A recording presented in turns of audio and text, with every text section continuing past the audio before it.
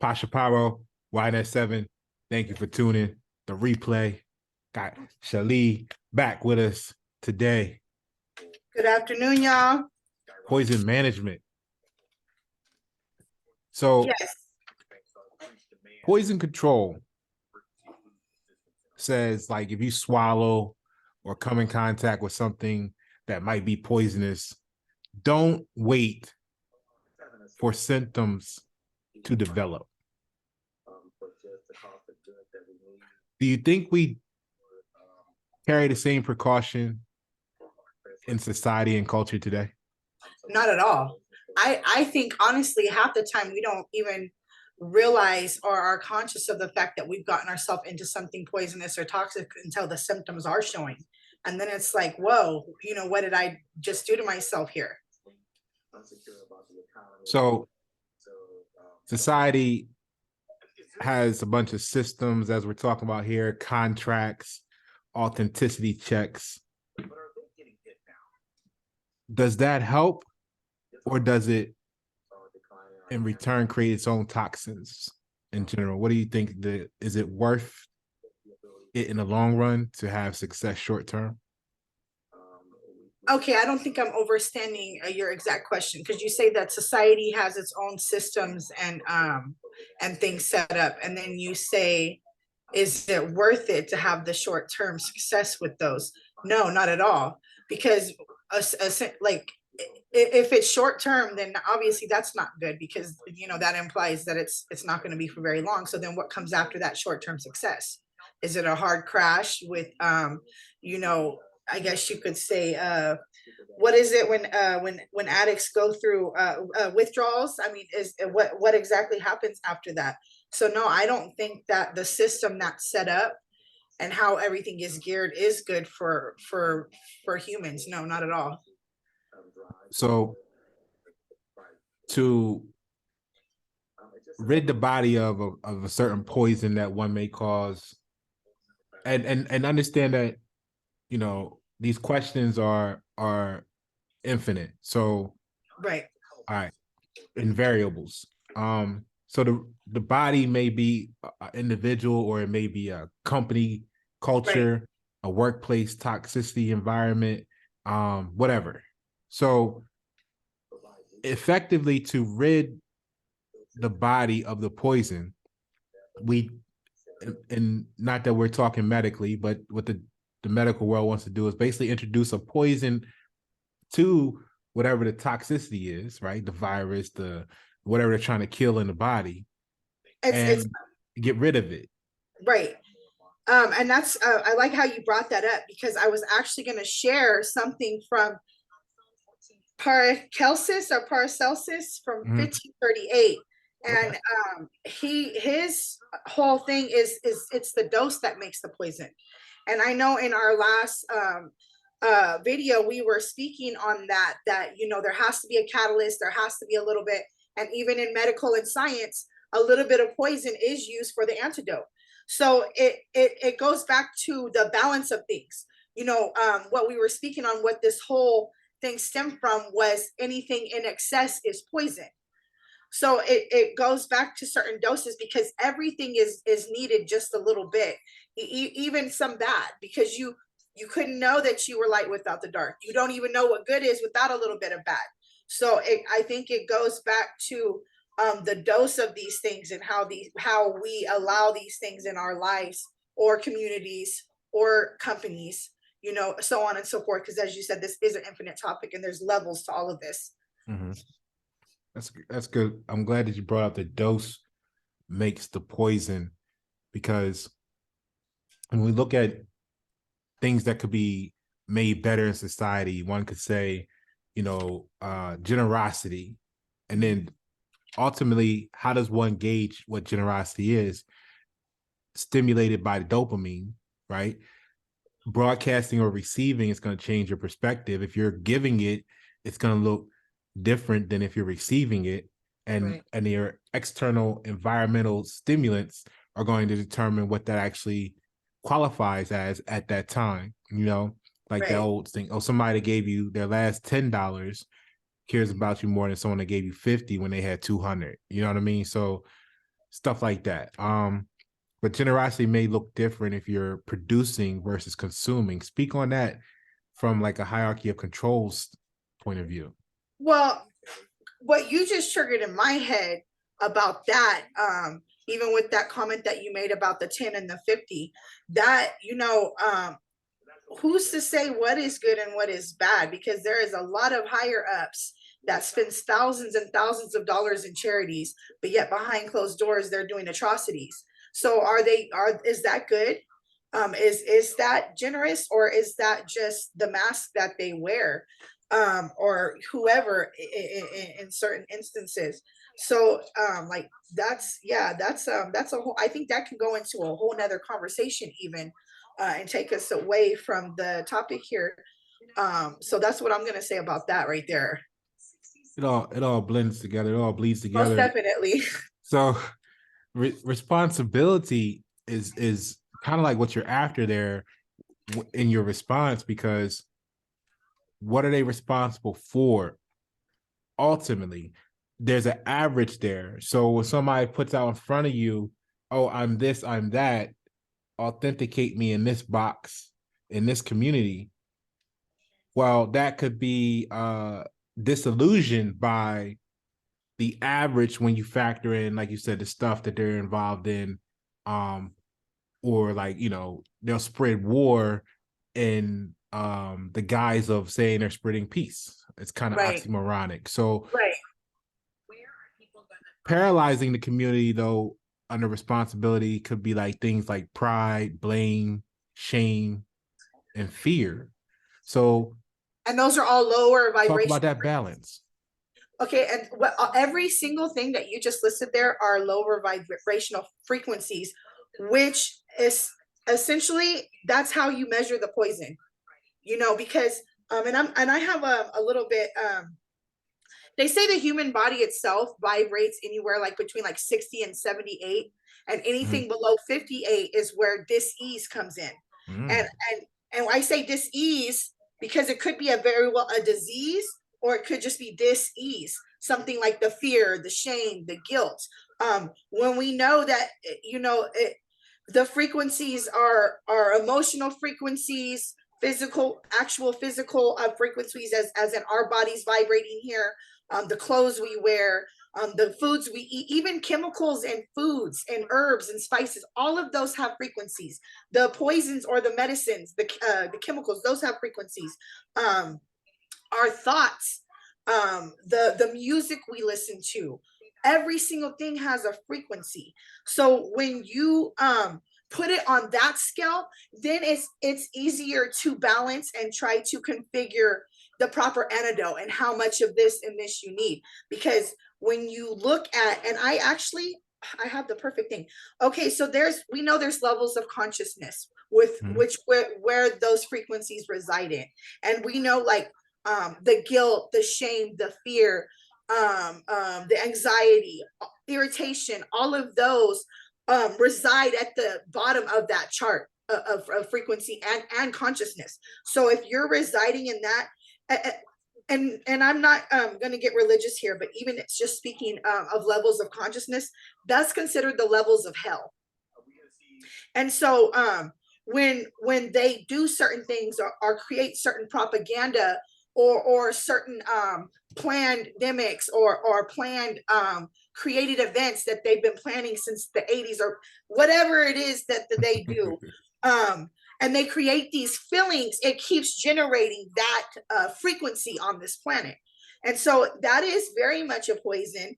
And when you take it back to the frequency and vibration, it's easier to separate things, because then it's not like a question of, is this good for me or is this bad for me? Is this aligning with the frequency that I'm wanting to be on? Is this even aligning with just the basic frequency of my human anatomy? You know what I'm saying? Anything below that, there's the disease, whether that's the, mucus in the body and the actual sicknesses, or whether that's the disease of the mind where you're having anxiety, the fear of the game, or whether that's even just the lower feelings, the lower, whatever, bringing your frequency down to where you're not even just at a basic, 70. So anything higher than that is going to take you, clearly to a higher consciousness, a higher vibration. You might even start eventually, when you get to a high enough frequency, you might even experience physical changes, because that all does come with that. But that is one way to eliminate any question on what would be good for you or bad for you, is the frequency and the things that you're ingesting, whether you're choosing to ingest it or whether it's a program construct of the matrix around you, which we know we have to work on breaking free from that. And this is the whole, I guess you could say, point of our conversation, is how we can start breaking free from that, even though a lot of it is programmed. A lot of it's not even by choice. But just because you've been programmed, or because you're aware of the programming, does not make it any easier, because they've set up this whole world to be against us, Normative social influence at its finest. So, which kind of ties us into peer pressure. It can actually be good. You need some encouragement sometimes from your peers and people that you respect to reach new heights and climbs and achievements in life. Good and bad, because not good and bad, but right, what people may consider right and wrong in perspective. But then again, that ties us back to the word peer, because peer doesn't always mean the physical people around you. Peer also means in sight of, in plain sight, which kind of goes back to generosity and responsibility also. So kind of tell us how peer pressure can be poison managed. Okay, like you said, iron sharpens iron, so sometimes it could be good. But then at the same time, if you're not choosing the correct people to surround yourself with, then you can go into, poisoning your life with the peer pressure. I'd say one way to manage that, even as we get into our routines and our grooves with certain people, it might not be right away, but before long, people show you their true colors, or their red flags, or their toxic traits, right? So as we go along, we kind of can tell which friends are going to be, good for us, which friends are going to help us grow, and those that are bringing us down. So in order to manage that, you got to be firm about removing it. If you know that this person, every time you get around this certain person, you're always getting in trouble, something's always happening, they never keep their word, they never are there when you pull up to get them, just whatever. It could be different things. People have different types of friendships. People are in different realms of the matrix here, whether it be the streets or business class, or artisan. There's different realms of things that people get into. And that comes with the different levels of toxicity too, because just because someone's professional or business class doesn't mean that they're now exempt from being toxic, or they're just automatically high vibing. That is not the truth.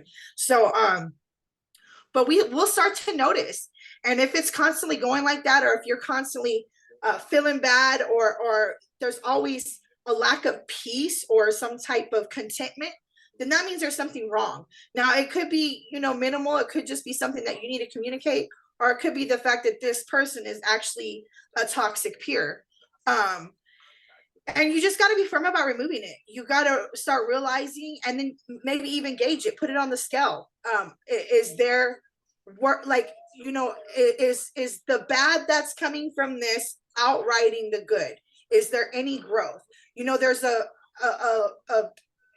spectrum of things that you got to weigh things out on, because of how this is set up. And then you don't want to ever be judgmental, because everybody's going through different seasons, but you also want to have discernment and be observant, because that could be detrimental to your season and your path. So that's why you do have to put it on the scale. Whether is it something they're going through, are they growing? How long have you known this person? Has it been 3 months, 6 months, and it's just the same, or has there been growth? Are they going through a certain season? You just got to put it on the scale. And if you realize that the toxic or the bad is outweighing the good, then you definitely have to be firm about removing it and start detoxing it mentally, physically, and emotionally, depending on the level of relationship that you've engaged in with this person. Because some people it's just at business, some people it's at friendship, and then other people go further and might have a relationship or have created some type of soul tie with that person within relation. So it's like, you got to identify the level of depth of where the toxin has reached, and you got to be firm about removing it, and then resist the devil and he will flee from you. You truly, really, once you've identified it as a toxin, and you're for sure that, okay, no, this is a toxin, it's not the small amount of poison that could be an antidote. Because that's why I say you got to measure it, because some people, they have certain little flaws, but overall they're actually good for you in your life, because it's like that iron sharpening iron, where you might see something in them that you don't like, but they're actually being used by the universe or the most high to mirror yourself, so you could see something about yourself. So there are certain flaws and certain things in people which are good to keep around, but once you've identified it as poison and the depth of it, you definitely got to just fully, completely eliminate it, resist it, So disengage. all great, all great pictures there you painted. And some people are going to need, when it comes to the poison as a remedy, some people are going to need more of it in less time. Some people are going to need less of it in more time. What it takes is different based on what it's fighting in the body, or what it's trying to poison or remedy in the body, and whose body it is, and what that body consists of. So when you associate that with peer pressure, you have to, it's a battle of the balance of the judgment of others versus what truly you may need.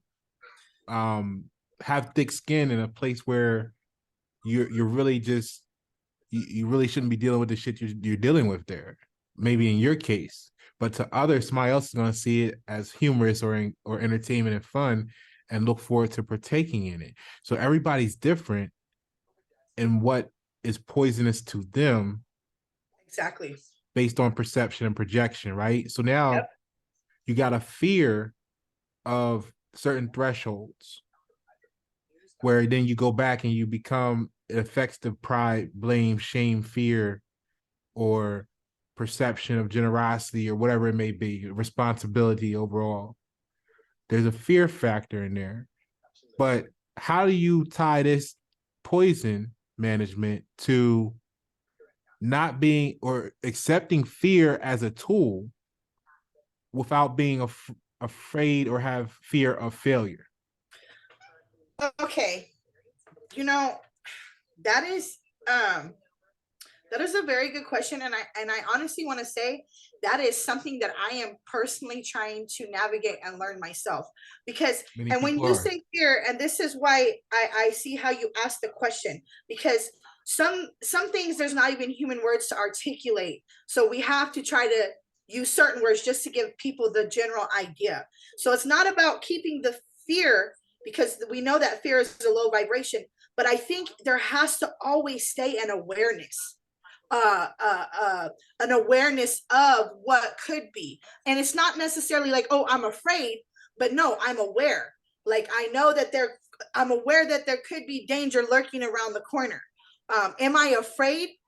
No, I'm not afraid, but I'm also aware that if I step outside my house, this is not the best neighborhood and there is danger around the corner. I don't sit here and walk around my house like this and hiding behind my couch because I have heard gunshots or this or this or this. No, but I'm also very aware that once I step out that door, I am a little bit more exposed and there is danger. So I think it's not keeping the fear, it's keeping the awareness and the open mind to what can be presented or what can be thrown at you, if you want to say it like that. I get what you're saying there, and ultimately what we're agreeing with is that when you're saying awareness, is you're having awareness of the fear, because the fear, in a sense, is spoken about in the fight, flight, or freeze, right? Which is what fear triggers in our mind, on that level. The thing is, okay, and this might sound crazy to you, I myself don't experience fear like fear anymore. The only thing I'm truly afraid of is dying without my soul being right.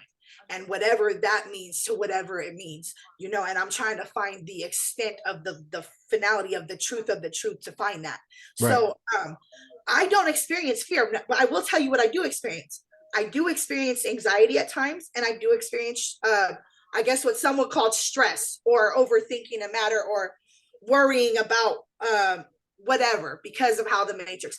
But then I catch myself because of my past experiences of whatever, and I'm going to say it, the Most High, the Creator, the source energy that we all have within us. And if we choose to acknowledge it and choose, you know, we can obtain and experience certain things. So in my experience, I'm always, I guess you could say, after the lesson or whatever is learned, I'm taken care of. You know, I don't ever need for too much.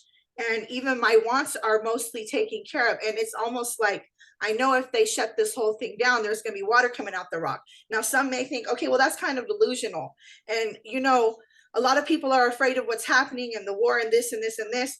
Well, now you went through it twice, because if it does happen, not only did you go through it when it happened, but you've also been afraid this whole time. So you experienced twice.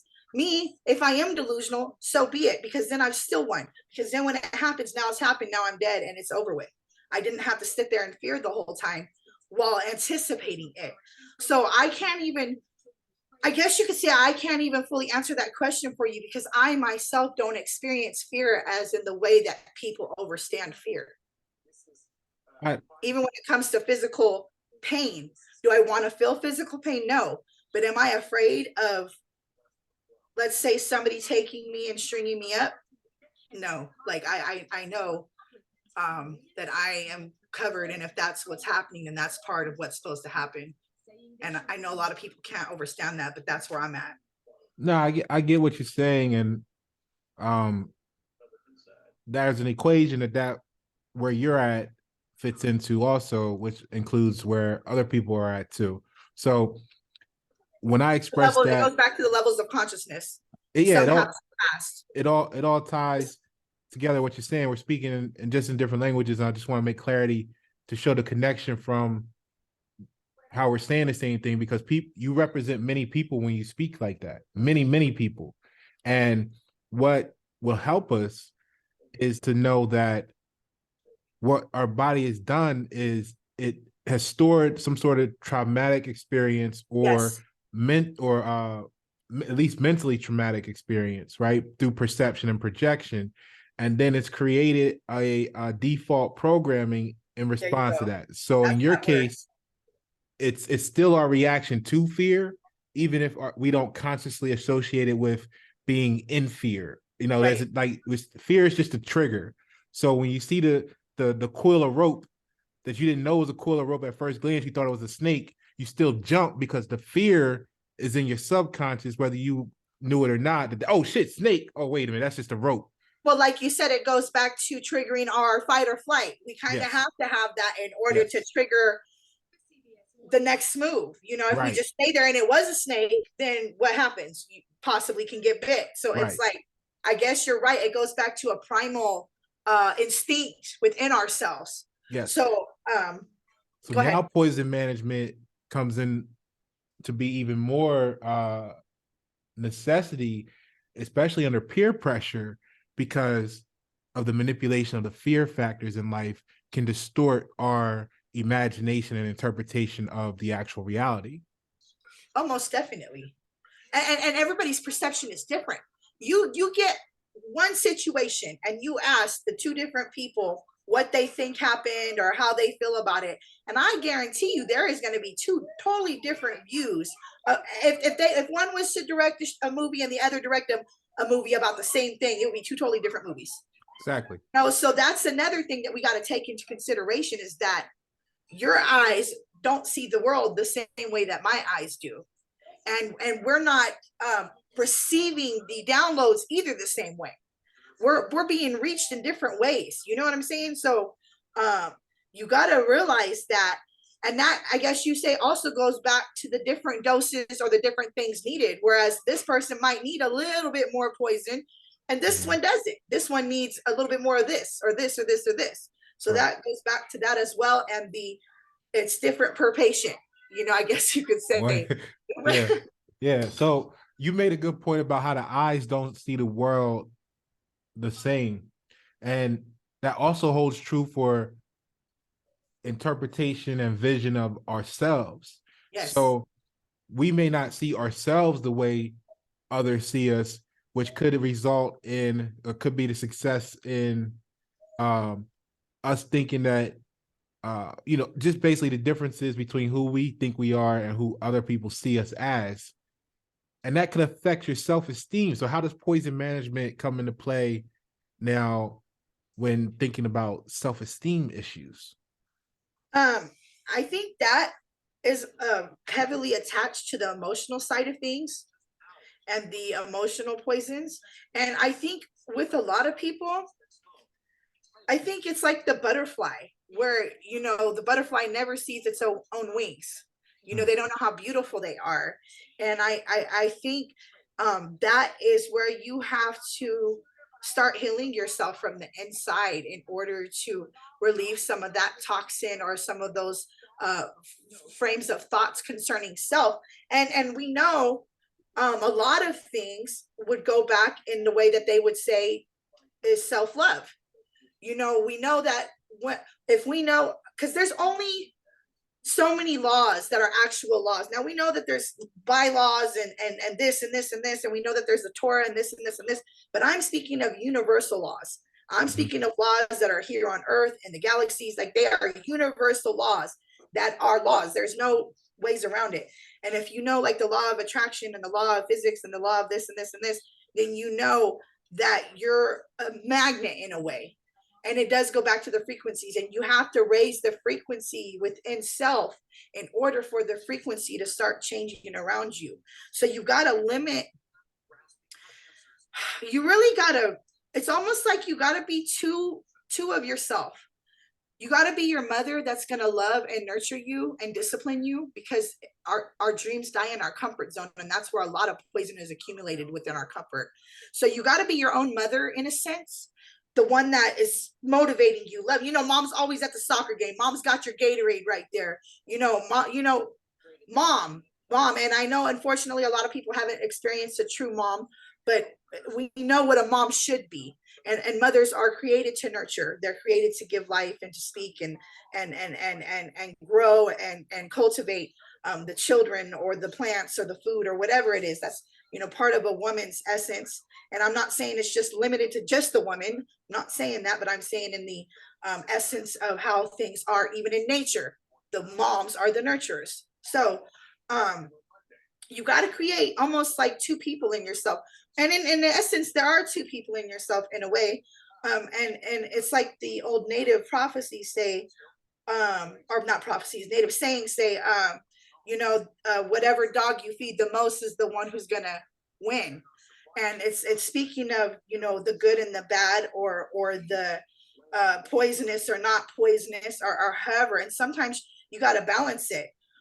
It's I guess you could say it's like incorporating your shadow within yourself and finding the proper dose of what's needed to project that proper frequency into society, because it's going to be different for everybody. So you got to create that mother in you that's going to say, no, you kind of need to go to bed at 10 instead of staying up all night smoking some pot, or whatever it is that we choose to do.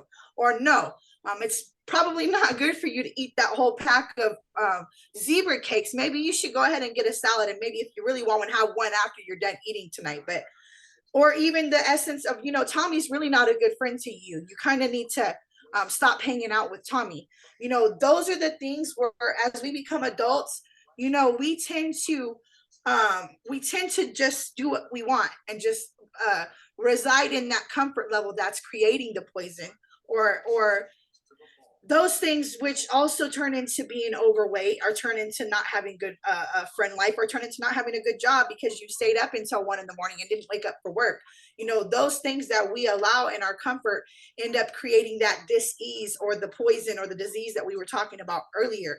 So you have to bring your mother in and basically eliminate those things, which in turn will eliminate the poisons, and just try to find the balance that's going to work. And that can take time. It could take time, and it could take changing of different things around.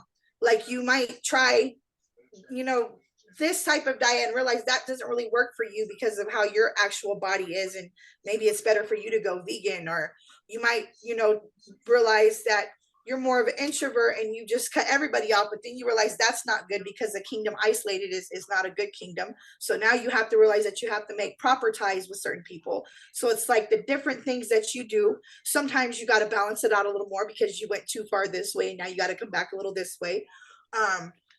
Everything's So a yeah, seesaw, right? yeah.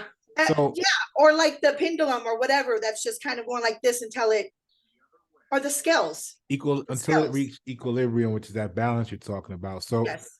I want to, and the thing is, in the infinity of the perfection, I always point out to people,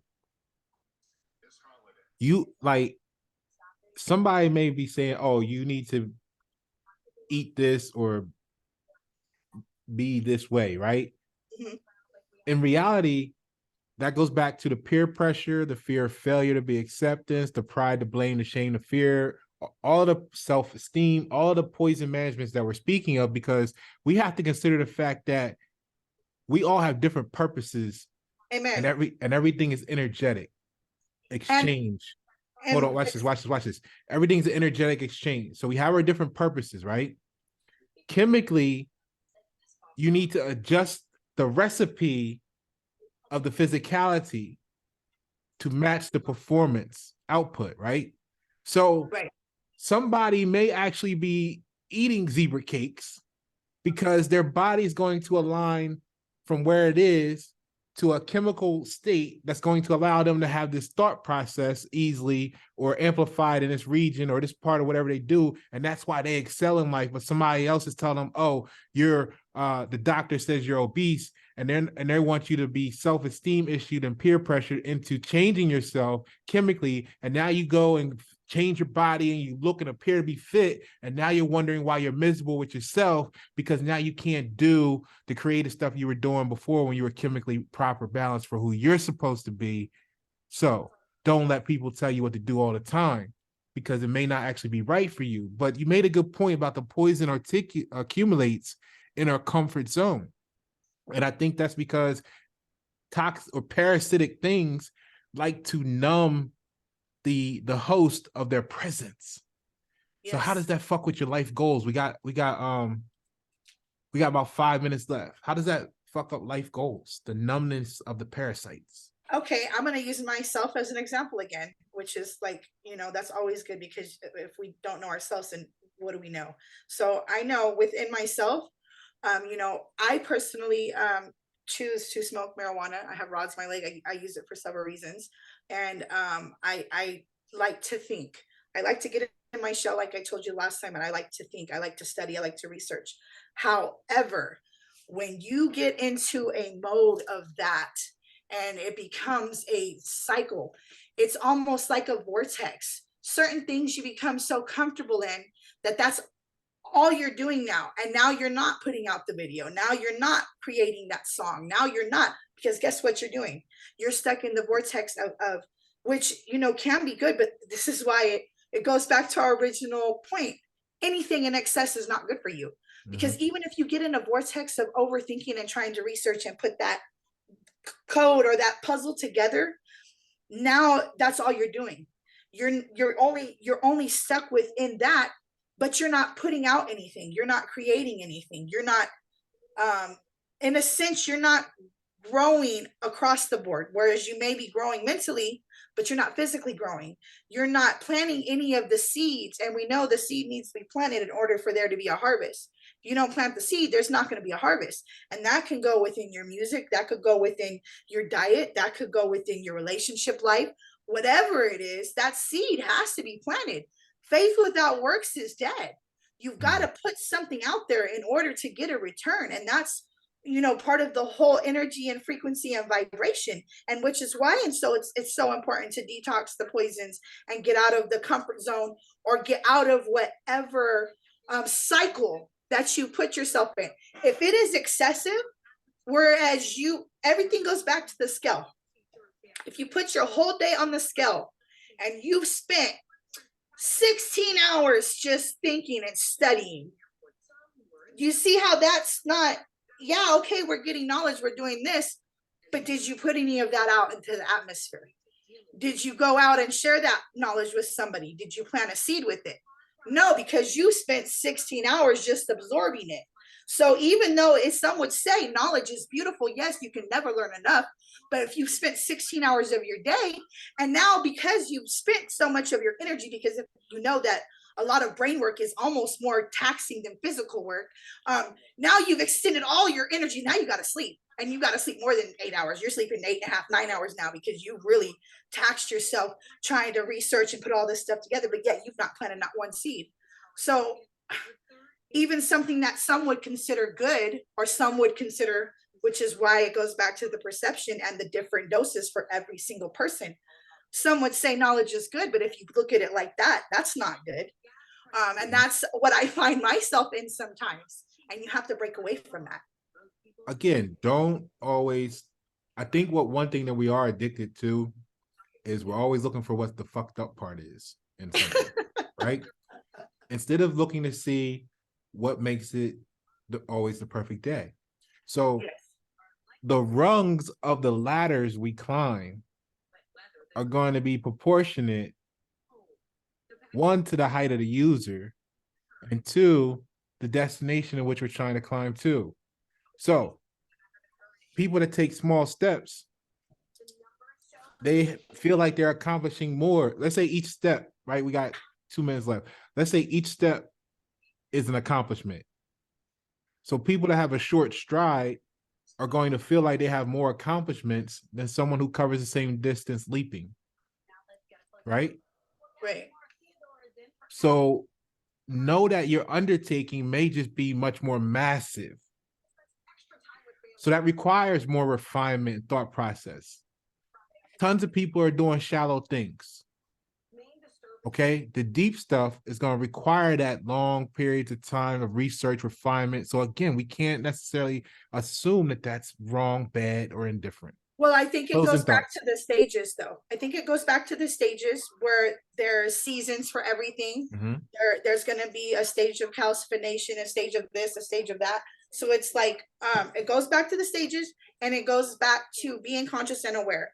I know we have less than a minute, so just being conscious and aware, and constantly just trying to siphon the poison out your life the best way you can. You got to take every day by that day, like you said, every day is a perfect day. So you just got to stay within that moment and try your best to move balanced as you can within the realm of where you're at. I like what you said there, and I like the fact that you did bring up the awareness factor. I was having this conversation on Alignable, and once you become aware, the key is actually the empowerment to extract. Yes. Or the empowerment in our conversation, empowerment to extract, or basically just the empowerment factor. So I appreciate you today. We definitely need to continue this. Say bye to the people for me. All right. See y'all later. Thank you for tuning in. Pasha Paroh Y Net 7. Thank you for tuning. Peace.